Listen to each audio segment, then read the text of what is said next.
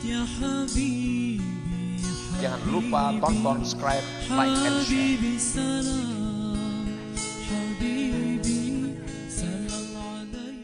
Kezaliman, maka ia dikelilingi oleh musuh-musuhnya.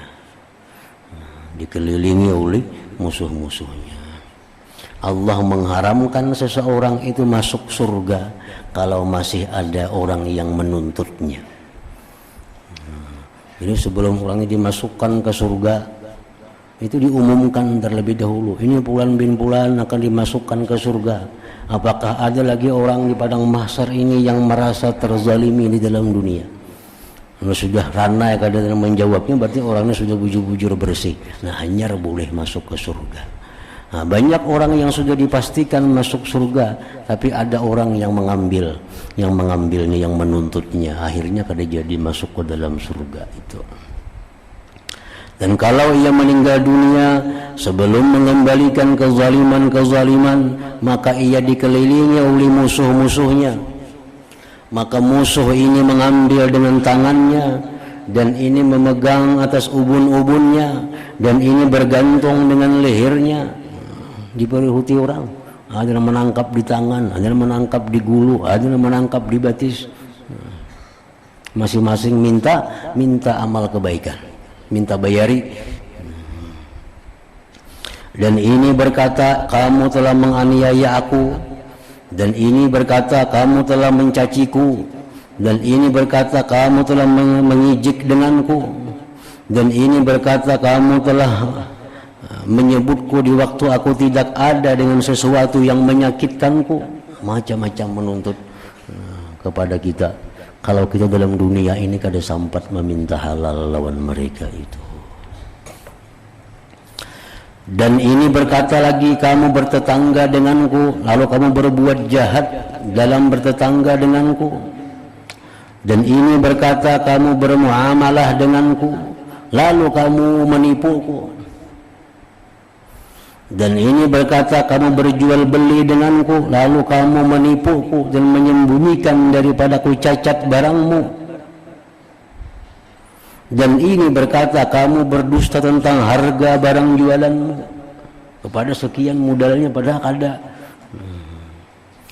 Dan ini berkata, kamu melihatku dalam keadaan memerlukan sedang kamu orang kaya, maka kamu tidak memberi makanan kepadaku. Nah, macam-macam yang memerihuti kita. Jadi kalau kita kadang menghisap dulu dalam dunia, kadang menghitung dulu dalam dunia, kita kalapahan di situ, kebanyakan nang memiruhuti. Apalagi nang berjual beli. Jual beli ini banyak dipakai aturan-aturan nang kada sesuai dengan Islam. Nah, supaya jangan rugi. Padahal Islam kada demikian mengatur. Nah, ini orang memakai aturan itu, pada Islam kada demikian. Nah, anda kada terjadi itu, maka di akhirat dia akan dituntut. Misalnya barang keluar toko tidak boleh kembali. Bacaan di kwitansi misalnya, barang bila sudah keluar toko kada bisa dikembalikan. Itu ajaran di luar Islam. Itu kada kau macam itu. Walaupun barangnya sudah keluar toko, kalau ternyata barang itu ada rusak, itu mesti dikembalikan. Dan ampun, toko ini wajib mengganti dengan barang yang baik. Kada kau lagi itu sudah keluar toko, kada kau. Itu hukum dunia, bujur aja mungkin bisa diatasi. Tapi di akhirat ini akan menuntut orang ini.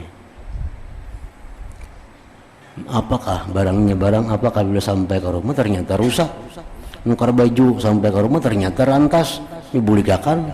Tadi jak ada rantas, jarang tuang juga. Kan kita tahu panan tadi, jangan ampun baju, memang kada jadi apa-apa. Begitu dibuka memang rabit bajunya. Nah, ini nang ampun toko ini wajib mengganti dengan barang nang bagus.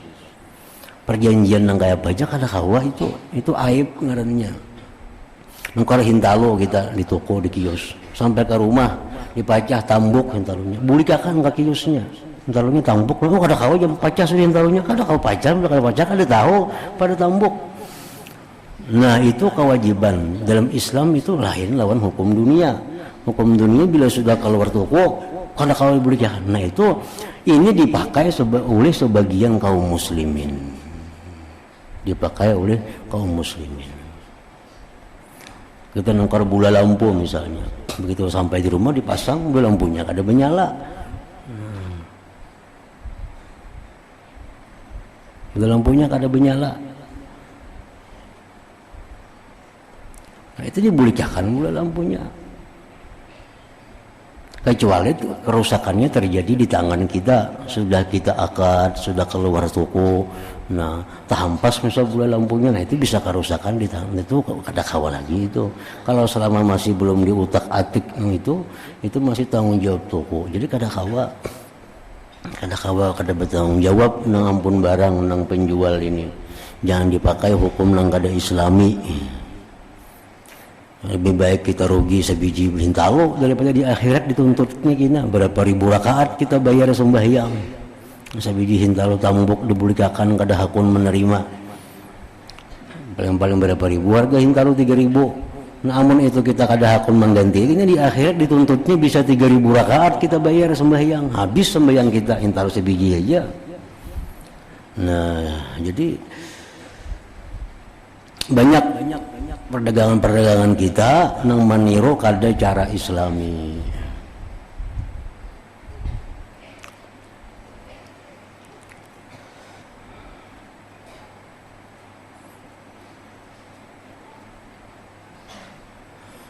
Dan ini berkata kamu berdusta tentang harga barang jualanmu, dan ini berkata kamu melihatku dalam keadaan memerlukan sedang kamu orang kaya, maka kamu tidak memberi makanan kepadaku.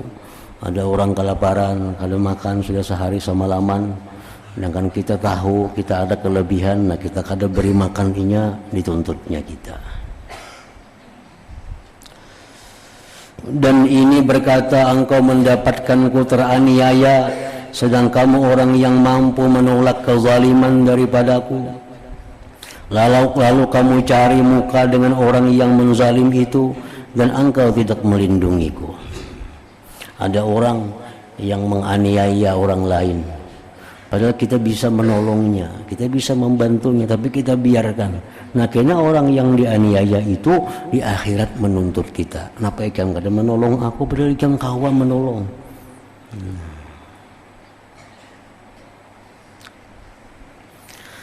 Maka ketika engkau dalam keadaan seperti itu dan musuh-musuh telah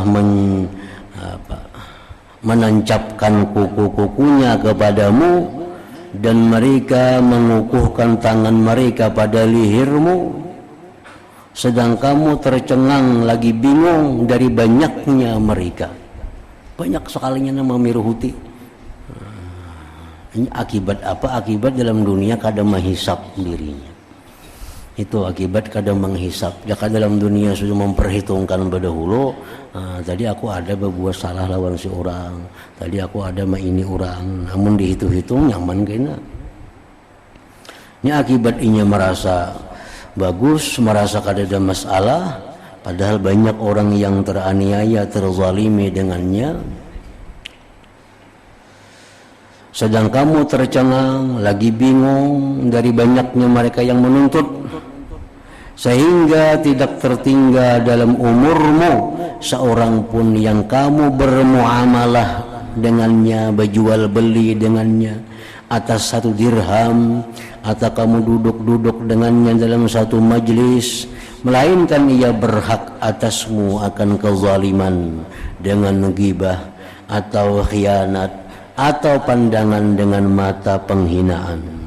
Dan sungguh kamu lemah dari melawan mereka, dan kamu memanjangkan leher pengharapan kepada Tuhanmu dan Tuanmu. Mudah-mudahan dia melepaskanmu dari tangan mereka.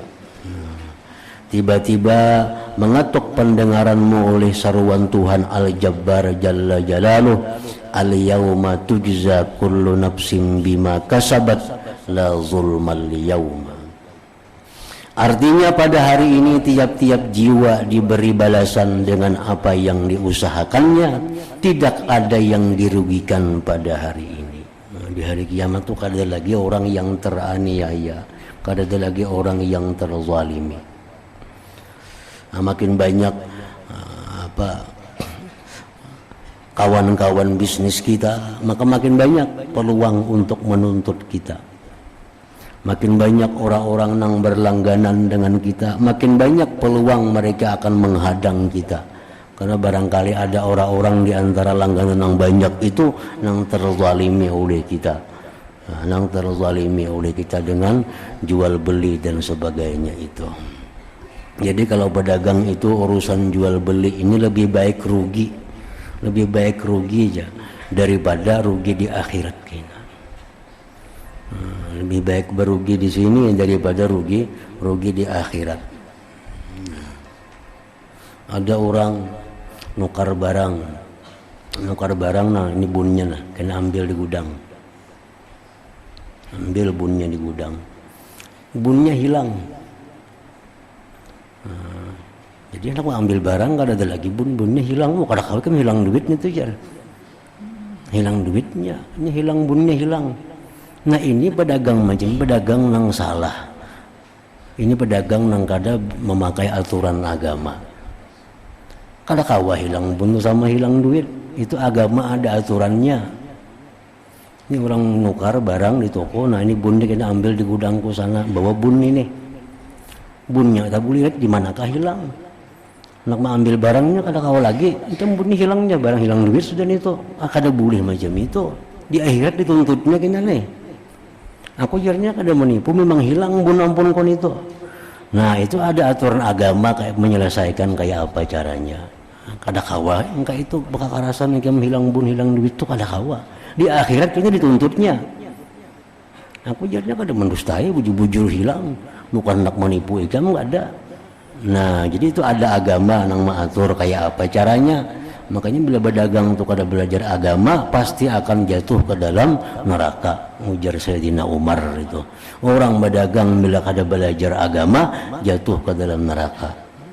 Karena agama semua itu ada mengatur bila kayak ini caranya, kayak ini kayak itu caranya. Nah, pasti dituntutnya di akhirat kita. Apa gantiannya? Amal kita nang bayar. Bila amal kita kada cukup, dosanya nang diserahkan lawan kita. Nah, pada payah lagi.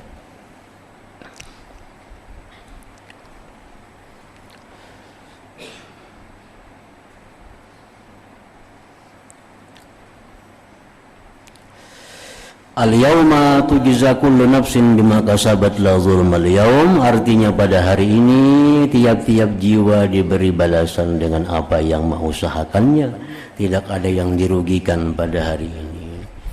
Maka ketika itu terlepaslah hatimu karena ketakutan dan meyakini dirimu dengan kebinasaan, dan kamu teringat kepada apa yang telah diperingatkan oleh Allah Ta'ala atas lisan Rasulnya, di mana Allah Ta'ala berfirman, wala tahsabannallaha ghafilan amma ya'malul zalimun, innama yuakhiruhum liyaumin tashkhasu fihil absar muhti'in muqni'i ru'usihim la yartaddu ilaihim tarbuhum wa afidatuhum hawa wa anzirin nas.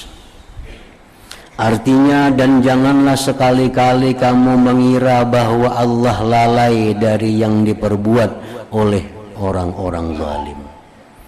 Nah, kalau kita memperbuat satu kezaliman, jangan menganggap Allah kada menghitung itu. Jangan mengira Allah kena melupakan itu. Nah, jangan menganggap Allah akan melupakan kezaliman kita. Janganlah sekali-kali kamu mengira bahwa Allah lalai dari yang diperbuat oleh orang-orang zalim. Sesungguhnya Allah memberi tangguh kepada mereka sampai pada hari yang pada waktu itu mata mereka terbelalak. Abang dikira ini orang zalim tuh.